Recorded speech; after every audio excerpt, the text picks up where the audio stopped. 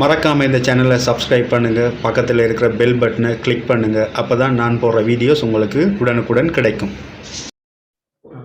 இதில் அடுத்ததாக பார்க்க போகிற விஷயம் என்னென்னு பார்த்தீங்கன்னு சொன்னால் அழுத்தமானி. சரியா? அழுத்தமானி சுற்று.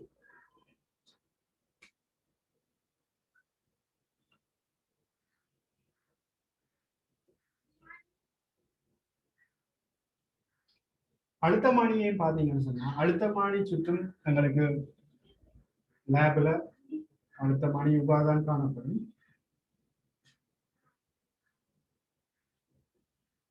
இப்படி ஒரு மர பலகையில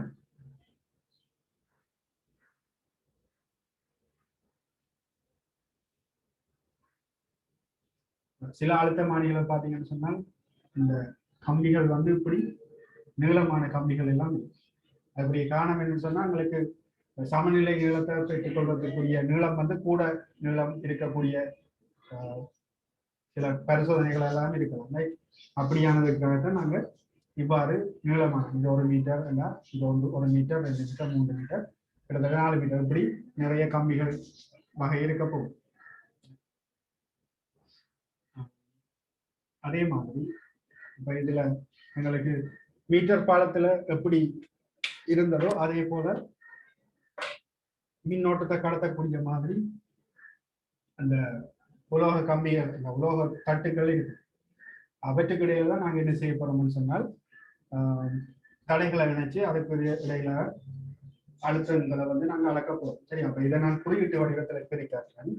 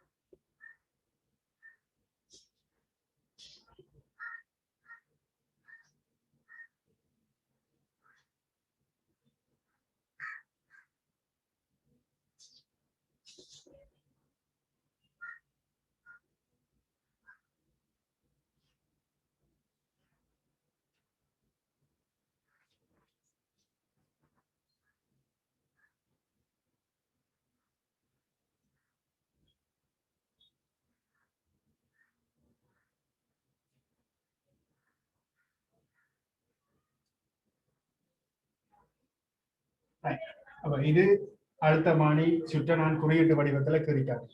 இப்ப இதுல இவ்வளவு தொகுதியை சொல்றது முதன்மை சுற்று சொல்லி இந்த மேலே இவ்வளவு பகுதியை சொல்றது முதன்மை சுற்று.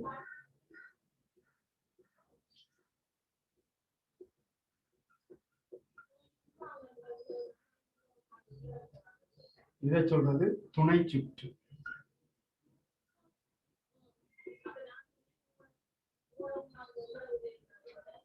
எப்பவுமே முதன்மை சுற்றுல இணைக்கப்பட்டிருக்கிற மின்னியக்க விசை, இந்த மின்கலத்தினுடைய மின்னியக்க விசை தான் எப்பவுமே கூடுதலாக இருக்கணும். துணை சுற்றுல இணைக்கப்பட்டிருக்கிற மின்னியக்க விசை இந்த மின்கலத்தினுடைய மின்னியக்க விசையிலும் பார்க்க. சரியா? மற்றது இங்க நாங்க பாவிக்க போறது என்னது?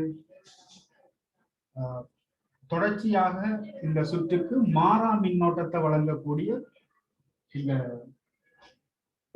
மின்கலமா இருக்கும். சரியா? இந்த முதன்மை சுற்றுல எப்பவுமே மாற அந்த பரிசோதனை செய்து முடிக்கும் வரைக்கும் இங்க கொடுக்கப்பட போற இந்த மின்னோட்டமானது மாறா மின்னோட்டத்தை வழங்கக்கூடிய ஒரு மின்கலமா தான் நாங்க இங்க பாவிக்க வேண்டி இருக்கும். சரியா? ஏன்னு சொன்னா இங்க நாங்க மின்னோட்டத்தை மாத்தி மாத்தி செய்வோமாக இருந்தால் எங்களுக்கு பரிசோதனை பிழையா போயிடும். அப்ப இந்த சுற்றுல வந்து மின்னோட்டத்தை வந்து தொடர்ச்சியாக மாறா பெருமானத்தை கொடுக்கக்கூடிய மின்கலத்தை தான் நாங்க இங்க பாவிக்க போறோம். துணை சுற்றுல பாவிக்க போற மின்கலம் என்று பாத்தீங்கன்னா இது வந்து இந்த பெருமானத்தோட ஒப்படைப்புல இங்க வந்து பூச்சியத்தை, அதாவது குறைந்த பெருமானத்தை தான் கொண்டிருக்க வேண்டும். இது முக்கியமான முதலாவது நிபந்தனை. இங்க பாவிக்கிற மின்கலமானது துணை சுற்றுல பாவிக்கிற மின்கலத்திலும் பார்த்தா பெருமானம் கூடியதா இருக்கும். அடுத்தது எப்பவுமே இதனுடைய பிளஸ் முனையும் தான் இணைக்கப்பட்டிருக்கும்.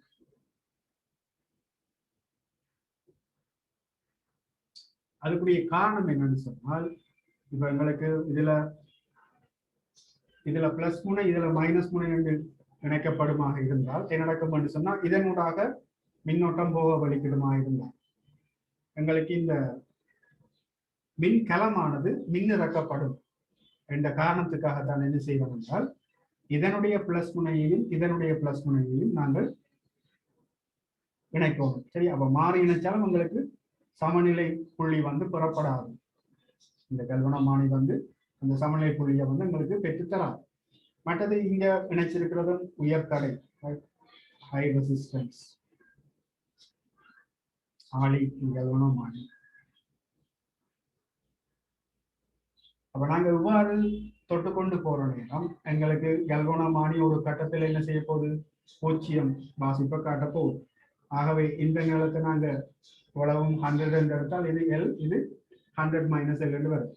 ஆனால் கூடுதலாக நாங்க பாவிக்க போறது 1 மீட்டரோட 1 மீட்டரும் பாவிக்கலாம், அல்லது 1 மீட்டருக்கு கூடவும் நாங்க பாவிக்கக்கூடிய சந்தர்ப்பங்கள் இருக்குது. சரியா, உதாரணத்துக்காக நான் இதை L என்று போகிறேன். L நிலம்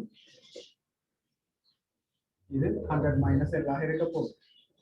1 மீட்டர் நீள கம்பி என்று எடுத்தால் இது 100 - L ஆக இருக்கும். இதுல பாருங்க, இந்த வளவு நீள கம்பிக்குள்ள விழுகிற அழுத்தம் என்று பார்த்தோம்னு சொன்னா E. இப்ப இதுக்கு குறுக்கையான மின்னோட்டம் இல்லை. சரியா, இதனூடாக மின்னோட்டம் இல்லை என்று சொன்னா கல்வனமானி வாசிப்ப 0 என்று சொன்னால் இந்த அழுத்தமும் சமனான அழுத்தம். ஆனால் இங்க ஒரு மின்கலம் இணைக்கப்பட்டிருக்கின்றால் இந்த 2 புள்ளிக்கு இடையிலான அழுத்த வேறுபாடு, சரியா, இந்த 2 புள்ளிகளுக்கு இடையிலான அழுத்த வேறுபாடு என்னவா இருக்க போகுது என்று பாத்தீங்கன்னு சொன்னால், எங்களுக்கு இந்த எல் என்ற கம்பிக்கு குறுக்கேயான அழுத்தமாகத்தான் இருக்க போகுது. ஆகவே இதுல இருந்து நாங்க ஒரு தொடர் கொண்டு எடுக்கலாம் என்று சொன்னால், இப்ப இந்த E1 இதுல இதனூடாக மாறா மின்னோட்டம் I போய்கொண்டிருக்கு வச்சால், அலகு நீள இந்த கம்பியினுடைய அலகு நீள தடை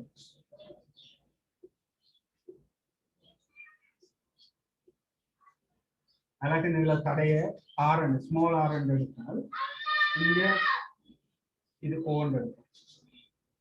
AOவுக்கு குறுக்கேயான அழுத்தம் என்று பார்த்தால் D7 IR தான்.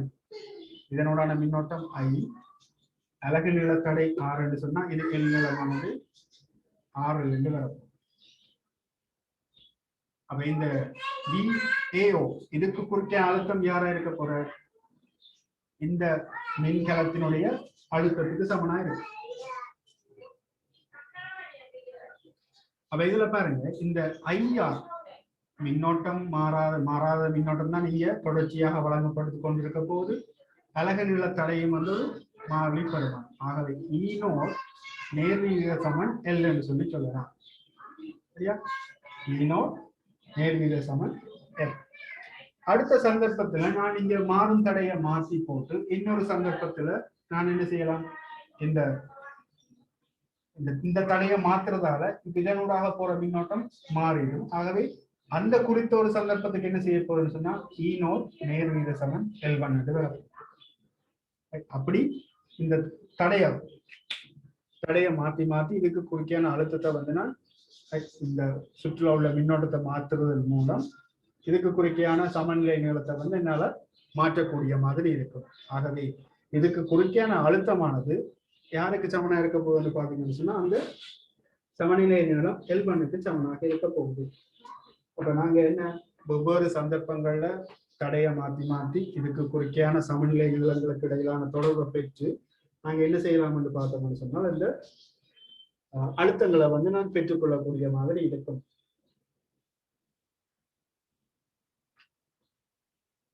ஆகவே இங்க பாத்தீங்கன்னு சொன்னா மின்னியக்க விசைதான் என்னவா இருக்க போகுது, அந்த சமநிலை நீளத்துக்கு நேர் விகிதசமமாக இருக்கும்.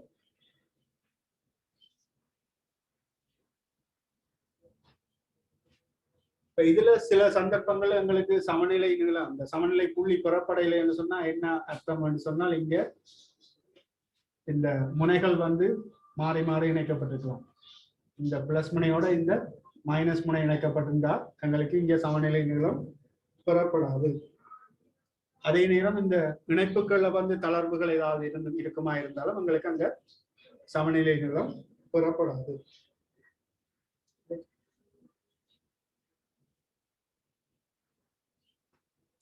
அப்ப நாங்க இதுல குறித்த ஒரு சந்தர்ப்பத்துல ப்ரொபோர்ஷனல் டு L1 எடுத்துலாம். நீ என்ன செய்யலாம், இன்னொரு சந்தர்ப்பத்துல இதுக்குள்ள வேறொரு மாற்ற என்னது மின்னியக்க விசையை மாத்தி வேறொரு மின்கலத்தை நினைச்சிட்டு அதுக்கு ஒரு சமநிலை நீளத்தை பெற்று அதுக்கு இடையிலான தொடர்பு எடுக்கலாம். சரியா? இப்படி மாத்தி மாத்திதான் நாங்க என்ன செய்ய போறோம்னு சொன்னா, இந்த அழுத்தமானி சுற்றை பாவிச்சு நாங்க மின்கலங்களின் மின்னியக்க விசையை ஒப்பிட போறோம். சரியா? அதே மாதிரி தரப்பட்ட மின்னியக்க விசை, இந்த மின்கலத்தினுடைய அகத்தடைய துணிகிற பரிசோதனை எல்லாம் இதுல இருக்குது.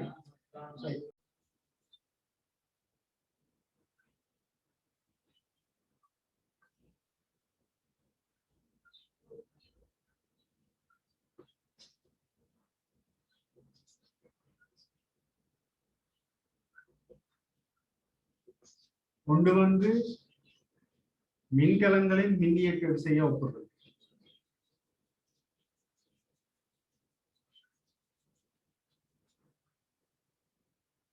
மின்னியக்க விசையை ஒப்புடல்.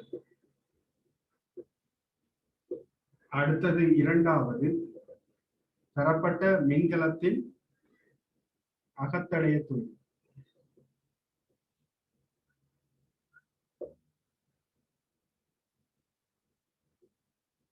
இந்த ரெண்டு சந்தர்ப்பம் தான் நாங்க என்ன அழுத்தமானி பெரியவங்களா பார்க்க போறோம். சரியா?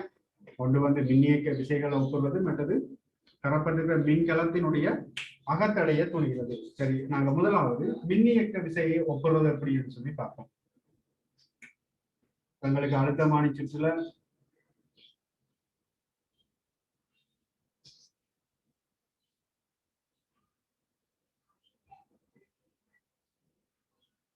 மாறும் தடை ஒன்று இருக்க போது, நான் நேற்று ஒரு விஷயம் சொல்ல மறந்துட்டேன். இங்க பாவிக்கிற முதன்மை சுற்றுல பாவிக்கிற இந்த களமானது ஒரு சேமிப்பு களமாக இருக்கும்.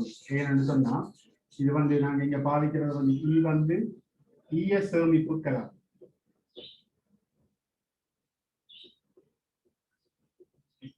இங்க பாவிக்கிறது வந்து நாங்க ஈய சேமிப்பு களமாக இருக்கும். அதுக்குரிய காரணம் என்னன்னு சொன்னா, நான் ஏற்கனவே சொன்னா, இந்த முதன்மை சுற்றுல மாறா மின்னோட்டத்தை வழங்கி கொண்டிருக்கணும். ஸோ இந்த மாறா மின்னோட்டத்தை வழங்கக்கூடிய யாருன்னு பாத்தீங்கன்னு சொன்னா ஈய சேமிப்பு களமாக இருக்கும். அப்ப இங்க மின்னியக்க விசை ஒப்பிட போறேன்னு சொன்னால், எங்களுக்கு இரண்டு வேற வேற பெருமானங்களுடைய பேட்டரிகள் மின்கலங்கள் எனக்கு தேவை. ஒன்றோட பெருமானத்தை E1 போடுவோம், இன்னொன்ற பெருமானத்தை E2 போடுவோம்.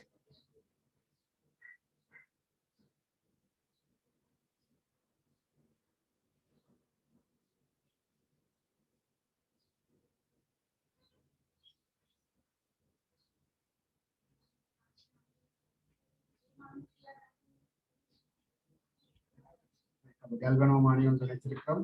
ஸோ கல்வனோமானிக்கு தொடராக ஒரு உயர் தடை ஒன்று இணைக்கப்படும். அதே நேரம் அந்த உயர் தடைக்கு சமாந்தரமாக ஒரு ஆளி ஒன்று இணைக்க போறோம். சரியா?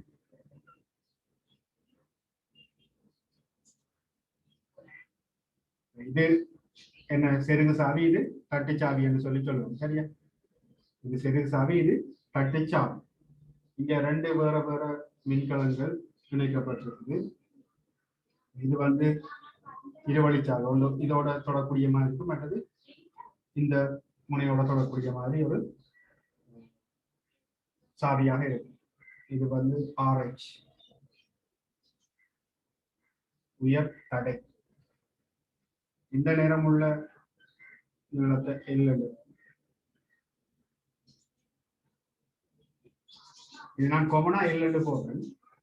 இப்ப இதுல என்ன நடக்க போகுதுன்னு சொன்னா, இப்ப எனக்கு என்ன இந்த மின்னியக்க விசைகளை ஒப்பிடுவோம் என்று சொன்னா, ஒருக்கா இந்த சந்தர்ப்பத்துல ஈவன் என்ற மின்கலம் இணைக்கப்பட்டிருக்கிற இந்த புள்ளியோட இந்த முனையோட இந்த கல்வனமானி தொடப்படுற நேரம் எனக்கு என்ன நடக்க போகுதுன்னு சொன்னா, குறித்த ஒரு நீளத்துல சமநிலை நீளம் பெறப்பட போகுது. அதாவது கல்வனமானி வாசிப்பு வந்து திரும்பலதையும் காட்டாம பூச்சியத்தில் நிற்கக்கூடிய மாதிரி எனக்கு பெறப்படும். ஒருக்கா இவரை தொடர நேரம் எனக்கு ஒரு சமநிலை நீளம் பெறப்படும்.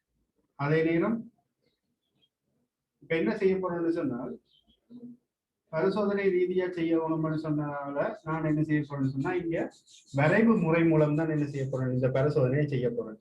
வரைவு முறை மூலம் இந்த பரிசோதனை செய்யணும்னு சொன்னால் எனக்கு வெவ்வேறு சமநிலை நீளங்களை பெற்றுக்கொள்ளணும். இந்த E1 E2 இந்த இதனூடாக போற மின்னோட்டத்தை நான் மாற்றணுமாக இருந்தால் இந்த மாறும் தடையை வந்து நான் மாற்றணும். அப்ப இந்த மாறும் தடையை மாற்றித்தான் நான் என்ன செய்ய போறேன்னு சொன்னால், இதுக்குள்ளால போற மின்னோட்டத்தை மாற்றுவதன் மூலம் இந்த சமநிலை நீளங்களை வந்து என்னால பெருமானத்தை மாற்றக்கூடிய மாதிரி இருக்கும். சரியா? குறித்த ஒரு சந்தர்ப்பத்துல ஆரையும் குறித்த ஒரு பெருமானத்துக்கு என்ன நடக்க போகுதுன்னு சொன்னா, E1க்கான சமநிலை நீளம் L1 பெறப்படும். அதே நேரம் அதே ஆறுக்கா இதோட பெருமானம் R1 ஆக இருக்கிற நேரம் E1 நேர் விகித சமன் L1 என்ற தொடர்பு வரப்போகுது. அந்த தடை அப்படியே வச்சுக்கொண்டு நீ என்ன செய்யப்படும், E2க்குரிய ஒரு சமநிலை நீளத்தை பெறப்படும். ஆகவே E2 நேர் விகித சமன் L2. இப்படி என்ன செய்ய போறோம்னு சொன்னால், ஒவ்வொரு சந்தர்ப்பத்திலும் இந்த மாறும் தடையை மாற்றுவதன் மூலம் இந்த நிலங்களை மாற்றிக்கொண்டு இருக்க போறோம். அடுத்த சந்தர்ப்பத்துல இப்ப குறித்த ஒரு பெருமானம் L2 சொல்றாங்க. மாறும் தடையில எங்களுக்கு பெருமானங்கள் தெரியாது. அப்ப நாங்க குறிப்பிட்ட அளவு மாற்றிக்கொண்டு போக போறோம். அந்த நேரம் எங்களுக்கு E1 ப்ரொபோர்ஷனல் டு L3 இருக்கலாம், E2 ப்ரொபோர்ஷனல் டு L4 ஆக இருக்கலாம். அப்ப இங்க பாத்தீங்கன்னு சொன்னா, ஆரம்பத்துல L1, இப்ப L3, அடுத்தது எங்களுக்கு L5 வரும், அடுத்தது L7 வரும். அப்ப அந்த வேற பெருமானங்கள் என்றதுக்காக நான் L1 L3 என்று இதெல்லாம் போட்டு காட்டுறேன். ஆகவே இந்த சந்தர்ப்பத்துல இப்ப நாங்க பார்த்தோம்னு சொன்னால் E1 அதன் கீழ் E2 அது சமன் என்னவா இருக்க போகுது, L1 கீழ் L2. அப்ப இதுல இருந்து நாங்க என்ன செய்யலாம் என்றால், இந்த தொடர்பு L1க்கும் L2க்குமான தொடர்பு இவ்வாறு எங்களுக்கு கிடைக்கும். இனி நாங்க பரிசோதனை ரீதியில என்ன, எனக்கு கிராஃப் தானே தேவை. அப்ப கிராஃப் தேவைன்னு சொன்னால் எங்களுக்கு கிராஃபினுடைய வடிவத்தை கொண்டு வரணும். இங்க மாறிக்கொண்டிருக்கிறது யார் என்று பார்த்தீங்கன்னு சொன்னா, இந்த நிலங்கள் மாறிக்கொண்டு இருக்குது. ஆகவே எங்களுக்கு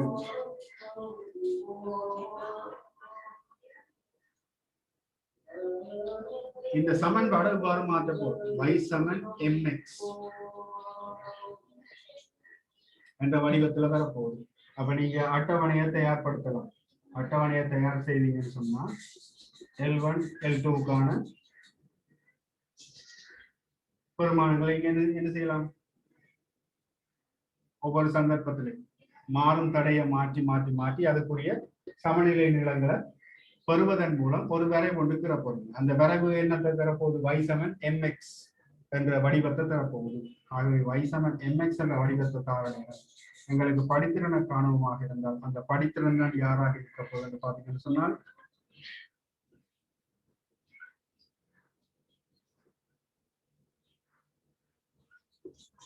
இந்த E2வின் கீழ் E1 ஆக இருக்கு. ஆகவே நாங்கள் இந்த படித்திறனை காண்பதன் மூலம் இந்த மின்னியக்க விசைகளை வந்து எங்களால ஒப்பிடக்கூடிய மாதிரி இருக்கும்.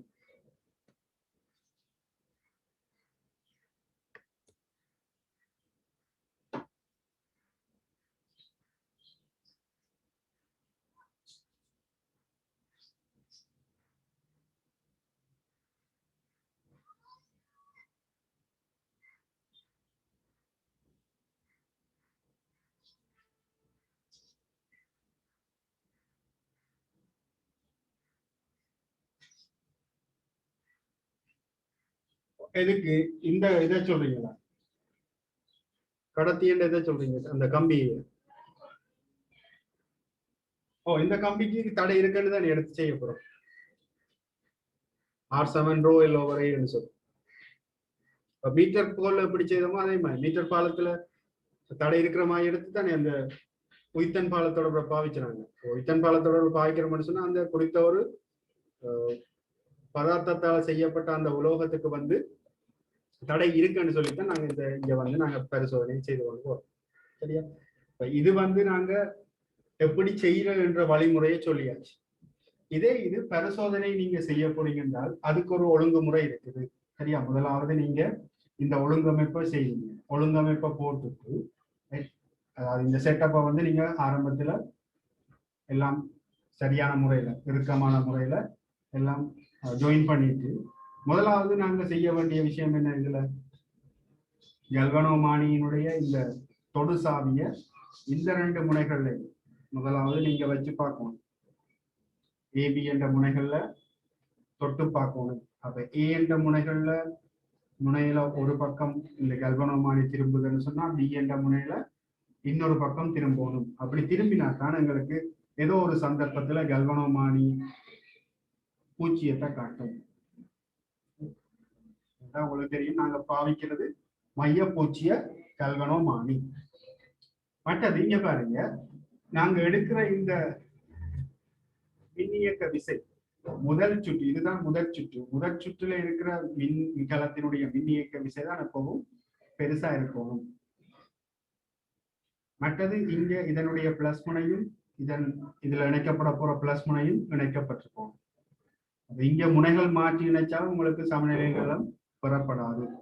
மற்றது இணைப்புகள் தளர்வாக இருந்தாலும் உங்களுக்கு என்ன செய்யாதுன்னு சொன்னால் இங்க பூச்சியத்தை எங்களுக்கு காட்டாது. அதாவது கல்வனோமானி சமநிலை ஸ்தானத்தை வந்து இங்க எங்களுக்கு காட்டாது. அப்ப இங்க செய்ய போறது என்னன்னு பாத்தீங்கன்னு சொன்னா மாறும் தடையினுடைய பெருமானத்தை மாற்றி அதுக்குரிய சமநிலைகள், அதாவது E1 E2 என்ற 2 மின்கலங்களை தான் நான் என்ன செய்ய போறேன், ஒப்பிட போறேன். ஆகவே இந்த 2 மின்கலங்களின் மின்னியக்க விசையை ஒப்பிடுறதுக்காக நான் இவ்வாறு இந்த இணைப்புகளை இணைச்சிருக்கேன்.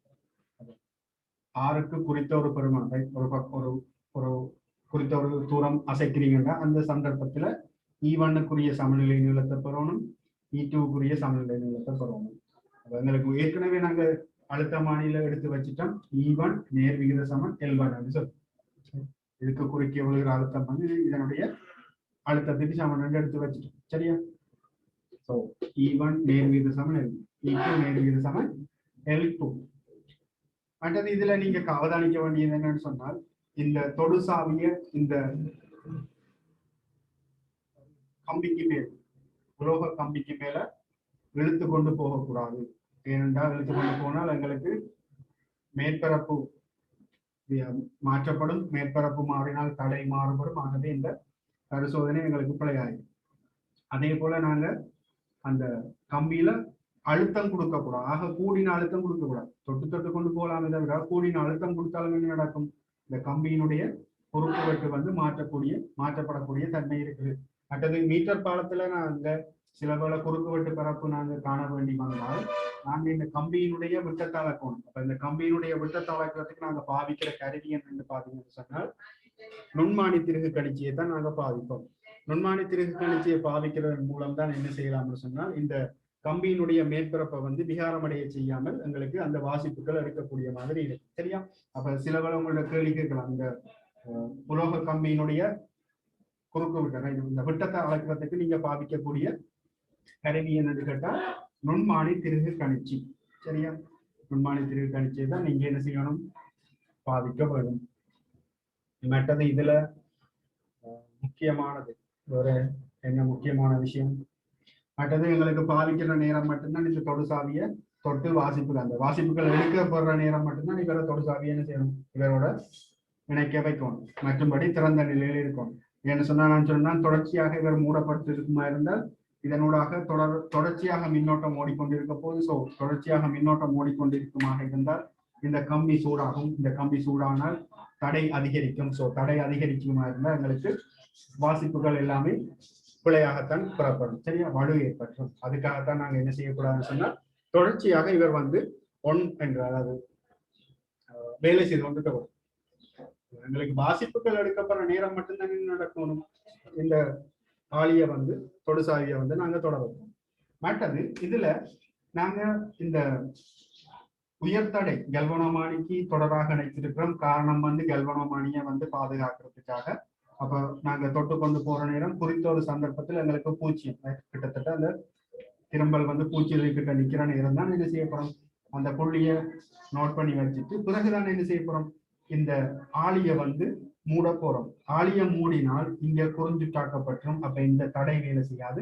இதனூடாக வர மின்னோட்டம் வந்து இந்த ஆளியினூடாக வரப்போகுது. ஆகவே அண்ணளவாக புறப்பட்ட அந்த புள்ளிகளுக்கு பக்கத்துல நாங்க என்ன செய்யலாம், தொடுசாவியை தொட்டு தொட்டு இந்த கல்வனோமானியின் திரும்பலை வந்து பூஜ்ஜியம் எங்க வருதோ அது சரியான முறையில வந்து நாங்க என்ன செய்யக்கூடிய மாதிரி இருக்கும்னு சொன்னா அந்த சமநிலை நீளத்தை வந்து பெறப்படக்கூடிய மாதிரி இருக்கும். ஸோ ஆகவேதான் இதுல உயர்தடை பாவிக்கிறதுக்குரிய காரணம் கல்வனோமானியை பாதுகாக்கிறதுக்காக. இதுல ஆளி பாவிக்கிறதுக்குரிய காரணம் என்ன சொன்னால், நாங்க ஆரம்பத்துல ஆளிய திறந்த நிலையில வச்சு கொண்டுதான் என்ன செய்யணும்னு சொன்னா மட்டுமட்டான அந்த பூச்சியம் திரும்பல காற்ற புள்ளிய கண்டுபிடிச்சிட்டு பிறகு அதுல ஆளிய மூடின பிறகு மூடி போட்டுதான் என்ன சரியான வாசிப்பை வந்து நாங்க அந்த சந்தர்ப்பத்துல எடுக்க போறோம். இவ்வளவு விஷயமும் உங்களுக்கு ஒரு எக்ஸாம்பிள கேட்கப்படக்கூடிய முக்கியமான விடயங்களாக அமையும். இந்த டெக்னிக்ஸை வந்து நீங்க மறக்காம இருங்க, மறக்காம ஞாபகம் வச்சிருங்க. என்னென்னத்துக்குரிய கிராஃப் இங்க நாங்க கீறோம், அந்த கிராஃபினுடைய வடிவம் என்ன, மற்றது மின்னியக்க விசையை ஒப்புடுறோம்னு சொன்னா அந்த மின்னியக்க விசையை ஒப்புறதுக்குரிய முறை என்ன, நாங்க எவ்வாறு அந்த மின்னியக்க விசைகளுக்கு இடையிலான அந்த தொடர்பை நாங்க எடுத்தனாங்க சொல்லி ஈஸியாக இலகுவாக நீங்க ஞாபகம் வச்சு கொள்ளக்கூடிய மாதிரி இருக்கும். உங்களுக்கு இதுல ஆரம்பத்துல இப்ப நாங்க படிக்கிற காலத்துல இதுல நிறைய விஷயங்கள் இருந்தது. தடைகள் ஒப்புறது இருந்தது, மற்றது மின்னியக்க விசை, மற்றது வெப்ப இணை என்ற மாதிரி இணைகளுக்கு இடையிலான அந்த தொடர்பு அதுகள்ல இருந்து அதெல்லாம் நாங்க படிச்சுனாங்க. இப்போ ஸோ உங்களுக்கு இன்னும் சுலபமா என்ன செய்யறாங்கன்னா அதெல்லாத்தையும் தூக்கி போட்டு மின்னியக்க விசையை ஒப்புறதும் மற்றது அகத்தடைய துணிகள் மட்டும்தான் உங்களுக்கு பரிசோதனையாக போட்டுருக்காங்க. அப்ப உங்களுக்கு ஈஸி வர வர ஈஸியா தான் போட்டுக்கொண்டு வராங்க.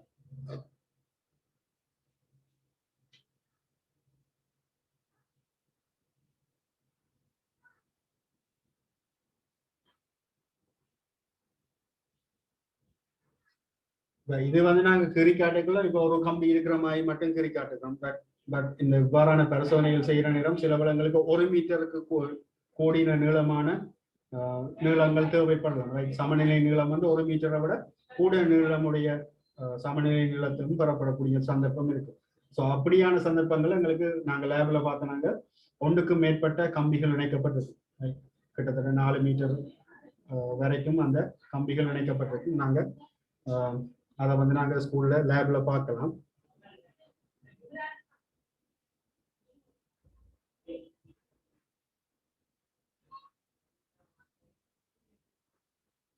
ஸோ இப்படி பரிசோதனைகள் செய்யற நேரம் இந்த கம்பியினுடைய சில ஒரு குறிப்பிட்ட அளவு நீளம் வந்து என்ன செய்யலாம், இந்த ஏபி என்ற முனைகள்ல வந்து ஸ்க்ரூ பண்ணித்தானே நாங்க வச்சிருக்க போறோம்.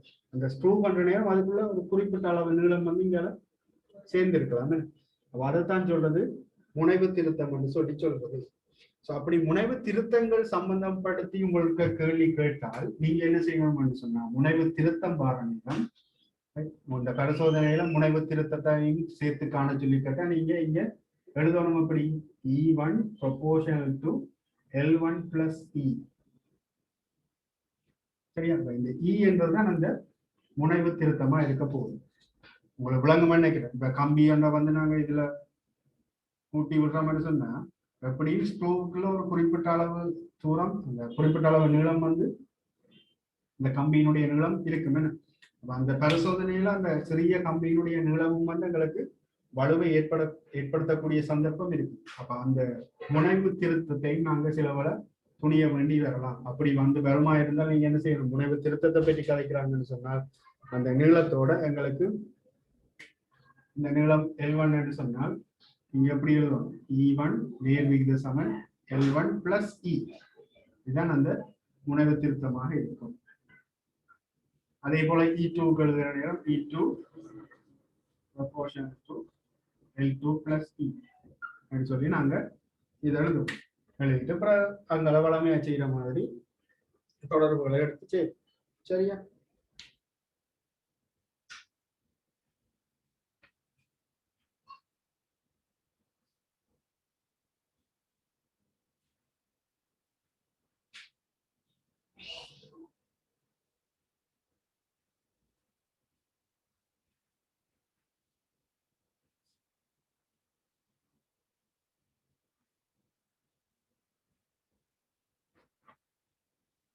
ஸோ இந்த செட்டப் ஒருக்கா பார்த்து இதுல ஏதாவது டவுட் இருந்தா கேளுங்க, மேலதிகமா சொல்றேன்டா சொல்லிட்டு போகணும்.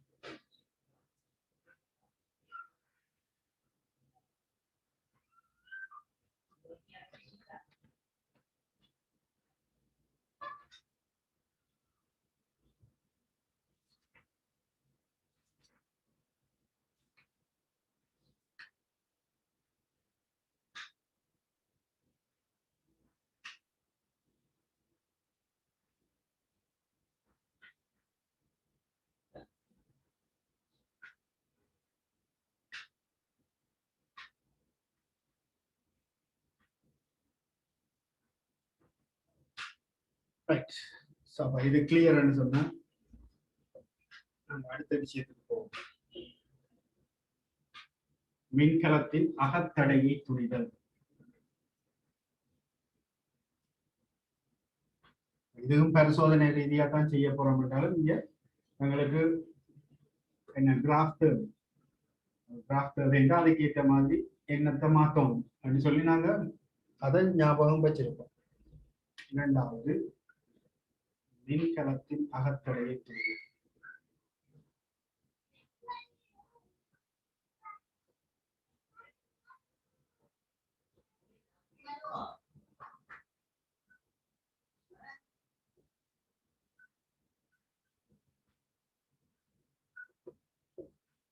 அப்ப இதுக்குரிய ஒழுங்கமைப்பு எப்படி வரும்? மின்கலத்தினுடைய அகத்தடைய துணிகிறதுக்குரிய அந்த செட்டப் எவ்வாறு பெறப்போகுது? முதன்மை சுற்று எப்பவும் மாறாது, அது அப்படியே தான் இருக்க போகுது.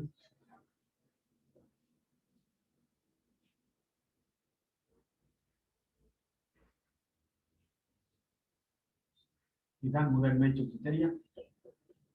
இதை இங்க போடுங்க, இது 6 போட்டு வச்சு கொடுங்க.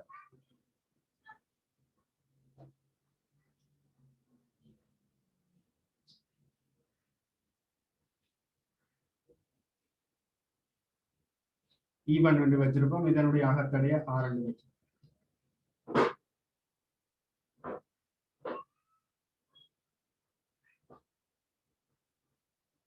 இங்க ஒரு மாறும் தடை ஒன்று இணைக்கப்பட போகுது, சரியா? இங்க ஒரு R என்ற மாறும் தடை இருக்கு, இங்க R1 என்ற மாறும் தடை இருக்குது. எனக்கு தேவை என்ன? இந்த அகத்தடைய துணியோடும் என்றால் என்ன செய்யலாம் என்று யோசிக்கும். இதோட எங்களுக்கு இப்ப கல்வனோமானி இணைக்கப்பட போகுது.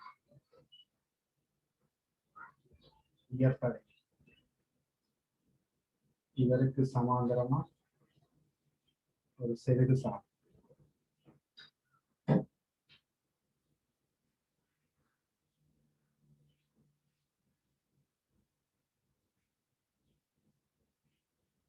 இதுலயும் ஒரு சாவியை வச்சு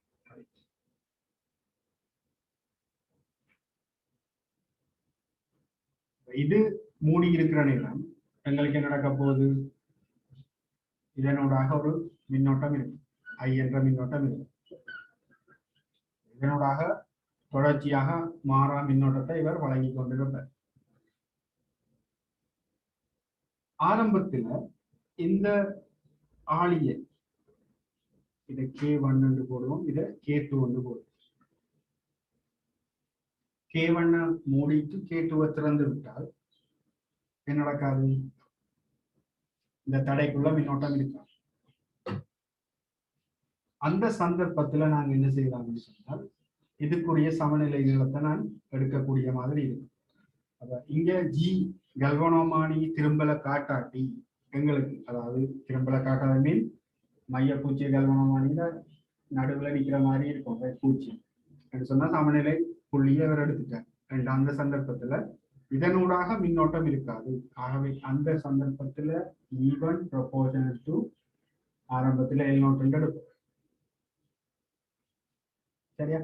E1 ஆனது ஆரம்பத்துல L0 என்ற நீளத்தை எடுக்கிறது. இப்ப இந்த K2 வந்து மூடினால் மூடி போட்டு இப்ப இந்த சந்தர்ப்பத்துல நாங்க என்ன செய்ய போறோம்? தொடுசாவிய தொட்டு கல்வனோமானி வாசிப்பை வந்து பூஜ்ஜியமாக்க போறோம். அந்த சந்தர்ப்பத்துல அதுல சமநிலை நீளம் L1 என்று எடுக்கும். சரியா? அப்ப குறித்த ஒரு சந்தர்ப்பத்துல இது பாத்தீங்கன்னு சொன்னால் K2 திறந்த நிலையில்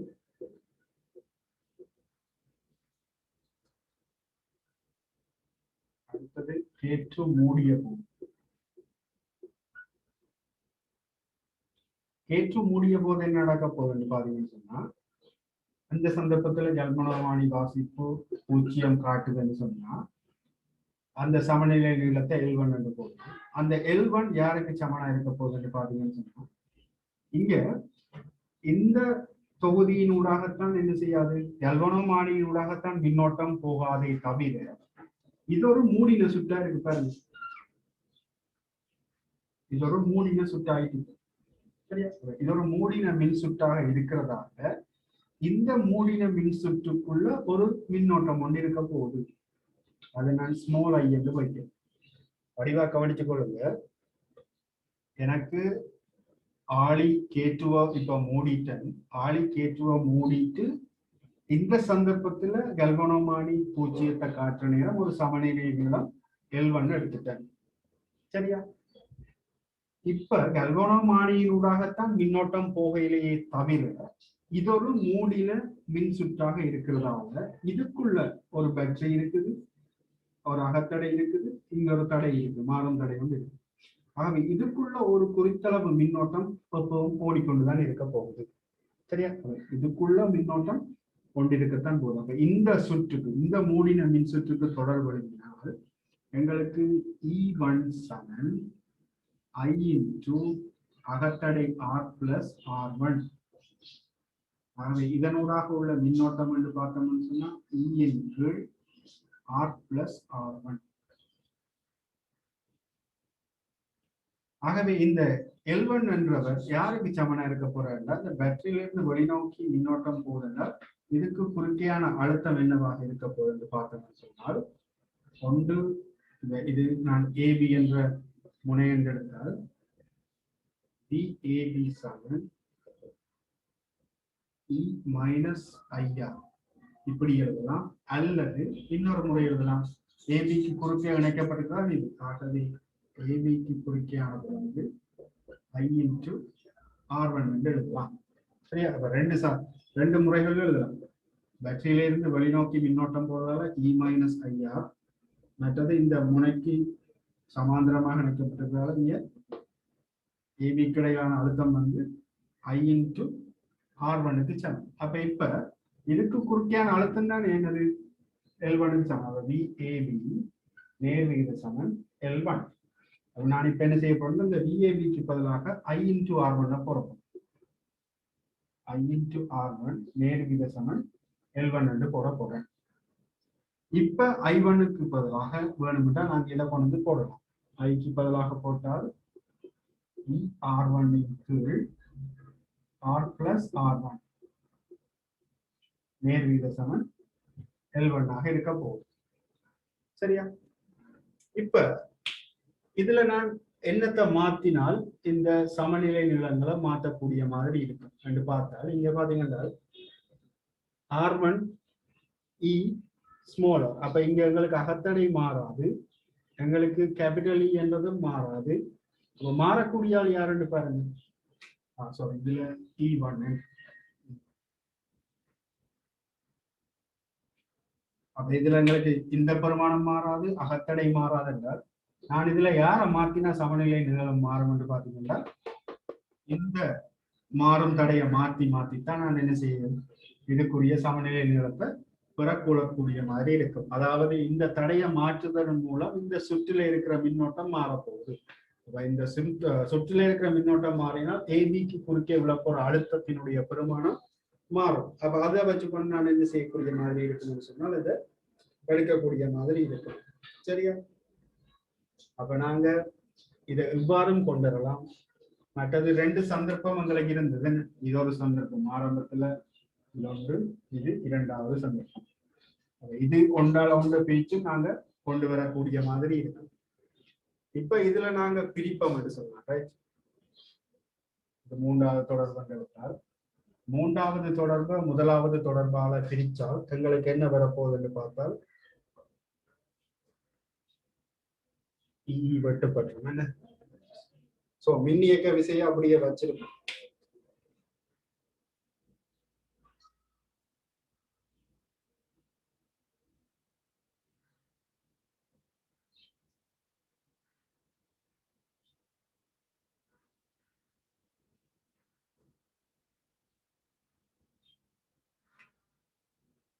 இப்ப முதலாவது சமன்பாட மூன்றாவது சமன்பாடுல பிரிக்கலாம். பிரிச்சா இங்க ஈவன் வெட்டுப்பற்றும்.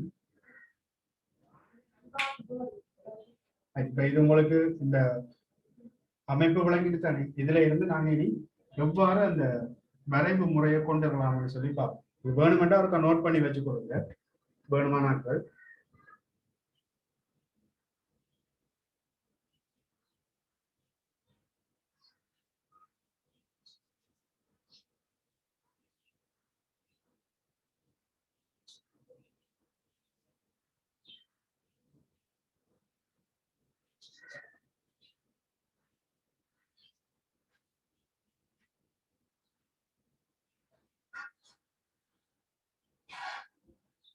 ஓகே, அப்ப நான் இப்ப இதை அழிக்கிறேன்.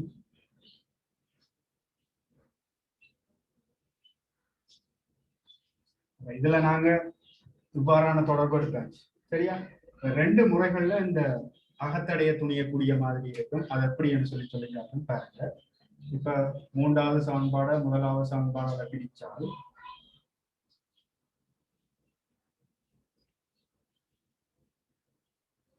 இதுல E1 வெட்டுப்பற்றும். R1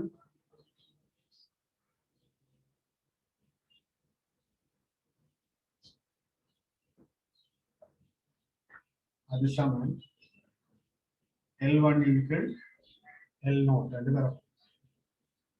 சரியா? இப்ப பாரு, எனக்கு இப்ப இந்த ஸ்மால் ஆர் தான் எனக்கு ஸ்மால் ஆர் தேவை என்று சொன்னால் என்ன செய்யலாம்? குறுக்கு பெருக்கம் பண்ணும் போது எங்களுக்கு R1 L0 R L1 சக L1 R1. இதை இங்கே கொண்டு வந்தால் R1 L0 மைனஸ் L1 அதன் கீழ் L1 என்று வரப்போகுது. அது சமன் R. ஆகவே R சமன் R1 L0 கீழ் L1 மைனஸ் 1 இருக்க போகுது. இதன் மூலம் என்ன செய்யலாம்? நேரடியாக அகத்தடைய துணியலாம். இப்படி தொடர்பு சிலவள உங்களுக்கு கணித்தல் வந்தால் இந்த இவ்வாறு தொடர்புகளை எடுத்துட்டு நீங்க கணித்தல் மூலம் காணக்கூடிய மாதிரி இருக்கும். இப்ப பரிசோதனை ரீதியில வரைவு முறையை பாவிச்சு செய்ய போறோம் என்றால் அதுக்கு எப்படி செய்யணும்னு சொல்லி பார்ப்போம். சரியா? இது முறை ஒன்று வந்து கணித்தல் மூலம் எவ்வாறு காட்டுறதுதான் இதுல கோவை எடுத்து காட்டியிருக்கேன் பாருங்க. இதையும் நோட் பண்ணி வைக்கணும்னா வச்சு கொடுங்க.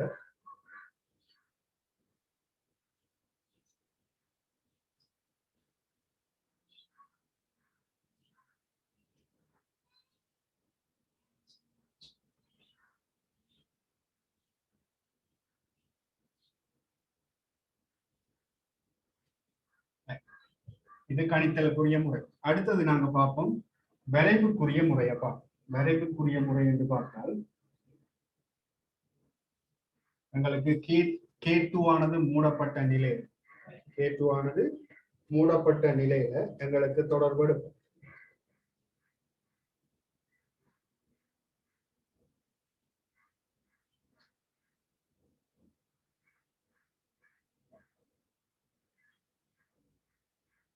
இப்ப இதுல பாத்தீங்கன்னு சொன்னா I into R1 நேர்விகித Saman L1. அப்ப இதை ஒரு சமன்பாடா மாற்றுறதுக்கு நான் என்ன செய்ய போறேன்னு சொன்னா ஒரு மாறிலி K அளவு இருக்க போறேன்.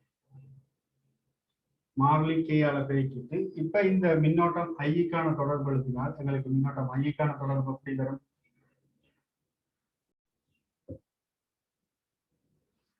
அப்ப இந்த தொடர்புல இருந்து நான் என்ன செய்ய போறேன்னு சொன்னா ஒரு சமன்பாடு ஒன்றை கொண்டு வரதுக்காக I×R17 ஒரு மாறிலி கேயால பெருக்கி இது சந்தர்ப்பம் வந்து பாத்தீங்கன்னு சொன்னா K2 வந்து மூடப்பட்ட நிலைக்கு தான் இருக்கும். சரியா? இப்ப ஐக்கு பதிலாக E1×R1 + R × R1 சமன் K×L1 என்று கொண்டு வந்தாச்சு சமன்பாடு. இதை வந்து நான் இப்ப வரைவு வடிவத்துக்கு கொண்டு வரணும். வரைவு வடிவத்துக்கு கொண்டு வர போறேன்னு சொன்னால் எனக்கு எக்ஸ் அச்சுல வரப்பு வேண்டியது யாருன்னு பாத்தீங்கன்னா இந்த மாறும் தடை R1. ஏன்னா இங்க மாறும் தடை மாத்தி மாத்தித்தான் என்ன சமநிலை நீளத்தை பெற்றுக்கொண்டன. ஆகவே இந்த சமன்பாடுல இருந்து எனக்கு y அச்சுல வர வேண்டியது என்று பாத்தீங்கன்னு சொன்னால் y அச்சுல வர வேண்டியது கண்டுபிடிப்போம், எக்ஸ் அச்சுல வர வேண்டியது மாறும் தடை. அப்ப இதை வச்சுக்கொண்டு நாங்க என்ன செய்யணும், இதை மாற்றி அமைச்சோம் அப்படின்னு சொன்னால் எங்களுக்கு குறுக்கு பெருக்கம் பண்ற நேரம் E1R1 Saman K×L1 R1 + R.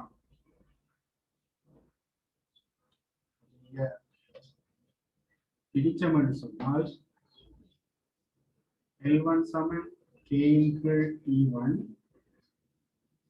1 + R×R1 1/L1 right?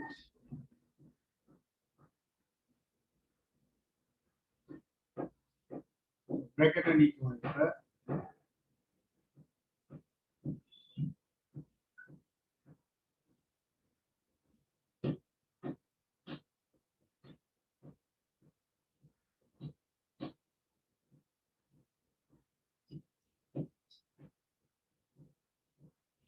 so bracket and equal நிறமங்களுக்கு KR×E1 into 1/R1 சக K×E1 என்று வரப்போகுது. ஸோ y அச்சில் வரப்போறது 1/L1 படித்திறன் M, இது x சக C. y சமன் mx சக C என்ற வடிவத்தில் இங்க வந்து ஆகவே இங்க பாத்தீங்கன்னு சொன்னால் y அச்சில் நான் போறது 1/L1 தொடர்பு, இங்க எனக்கு எக்ஸ் அச்சில் வரப்போறது 1/R1 தொடர்பு. அப்ப இதுல நீங்க என்ன செய்யணும், R1 பெருமானத்தை மாத்தி மாத்தி அதுக்குரிய சமநிலை நீளத்தை L1 பெற்றுக்கொள்ளும். பெற்றுக்கொண்டு அப்புறம் அதுல இருந்து என்னது 1/R1 1/L1 கண்டு அதுக்குரிய கிராஃபை நீங்க இருக்கிறோம்.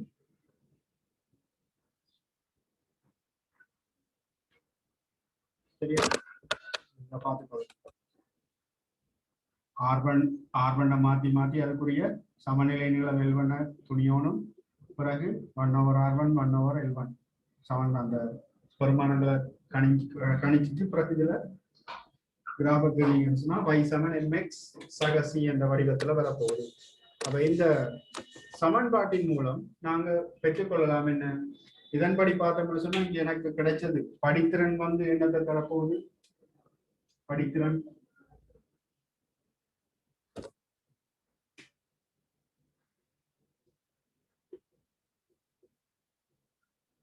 படித்திறனை பாத்தீங்கன்னு சொன்னா KR×E1 வெட்டுத்துண்டு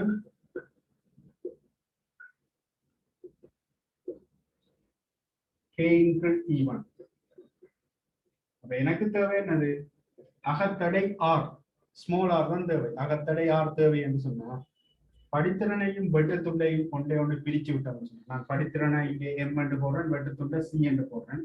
சோ M×C எனக்கு என்னத்தை தரும், இந்த K×E1 வெட்டுப்பட்டா அகத்தடை R தரும். ஆகவே பரிசோதனை ரீதியில நாங்க மின்கலத்தினுடைய அகத்தடையை கண்டுபிடிக்கிறதுக்குரிய வழிமுறை தான் இது. ஆகவே நாங்க என்ன செய்வோம்னு சொன்னால் இதுல இணைக்கப்பட்டிருக்கிற தடைய மாறும் தடையை மாற்றி மாற்றி அதுக்குரிய சமநிலை நீளங்களை பெற்று அதுல இருந்து 1/L1 1/R1 தொடர்பு எடுத்து வரைவை கீறி அதுல இருந்து படித்திறன் வெட்டு துண்டுகளை கண்டு நாங்க என்ன செய்யலாம்னு சொன்னால் அகத்தடையை காணக்கூடிய மாதிரி, அகத்தடையை துணியக்கூடிய மாதிரி செய்யலாம். இப்ப இதுல பாத்தீங்கன்னு சொன்னா இது கஷ்டம் இல்லை, சரியா? சில பேருக்கு இதுக்குள்ள என்னன்றா மின்னோட்டம் ஓடும் கொண்டு ஒரு குழப்பம் இருக்கலாம், சரியா? வடிவா கவனிச்சுக் கொள்ளுங்க. கல்வனோமானி பூச்சியத்தோட எந்த ஒரு திரும்பலையும் காட்டாம சமநிலையில இருக்குமாக இருந்தால் இதனூடாக கல்வனோமானியினூடாகத்தான் மின்னோட்டம் இருக்காதே தவிர இங்க கேட்டு மூடப்பட்டிருக்கிறதால இது ஒரு மூடிய தொகுதியா இருக்க போகுது. மூடிய தொகுதியா இருக்கிறதால இதுக்குள்ள ஒரு சின்ன ஒரு மின்னோட்டம் ஓடிக்கொண்டிருக்க போகுது. ஏன்னா இதுக்குள்ள ஒரு மின்கலம் இருக்குது, தடை இருக்குதுன்னு சொன்னா இது ஒரு மூடிய மின்னோட்டம் தான். இதுக்குள்ள மின்னோட்டம் எப்பவுமே ஓடிக்கொண்டுதான் இருக்கும், சரியா? இதை வடிவா கவனிச்சுன்னு சொன்னாலே எங்களுக்கு இந்த பரிசோதனை ஈஸியா விளங்கி கொண்டு போயிடும்.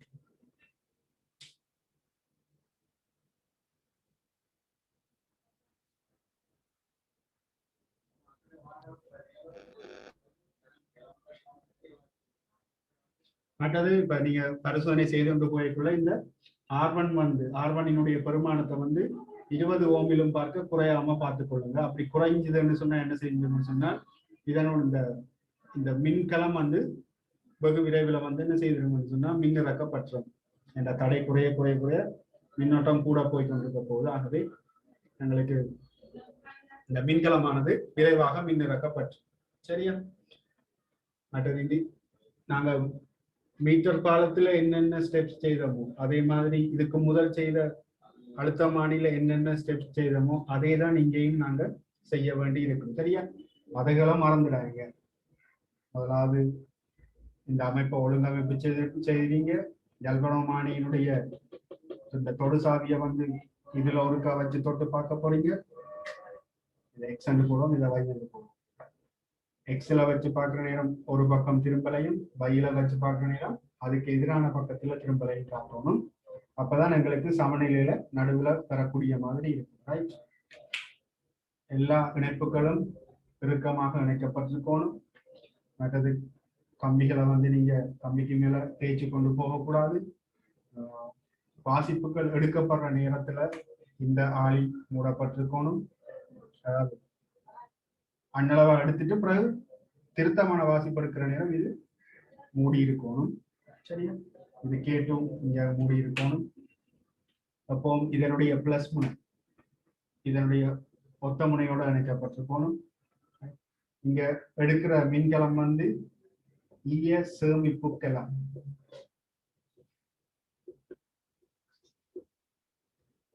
எப்பவுமே கிரேட்டர் தேன் E1 ஆக இருக்கும். அப்பதான் எங்களுக்கு முதன்மை சுற்றில மாறாத மின்னோட்டமா இருக்கும். மாறா மின்னோட்டம்.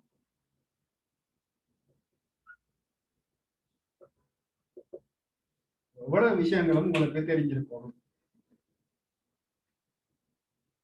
நீங்க என்ன செய்யுங்கண்டா ஒவ்வொரு நாளும் ஒவ்வொரு பிராக்டிக்கலை வாசிக்கிற நேரம் அதுல இருக்கிற முக்கியமான பாயிண்ட்ஸை நோட் பண்ணி வச்சுக்கொள்ளுங்க. திரும்ப திரும்ப முதல்ல இருந்து வாசிக்க தேவையில்லை. இதை நீங்க ஒரு ஷார்ட் ஃபார்ம்ல நோட் பண்ணி வச்சுட்டீங்கன்னு சொன்னா இதுல இருந்து நீங்க என்ன அந்த முக்கியமான விஷயங்களை மட்டும் நீங்க திரும்ப திரும்ப பார்த்து கொண்டிருக்கக்கூடிய மாதிரி இருக்கும். கட்டாயம் உங்களுக்கு இந்த பரிசோதனை ஒழுங்கமைப்பு ஞாபகத்துல இருக்கணும். என்னென்ன கருவிகள் நாங்க பாவிக்கிறோம்னு சொல்லி அது ஞாபகம் இருக்கணும்.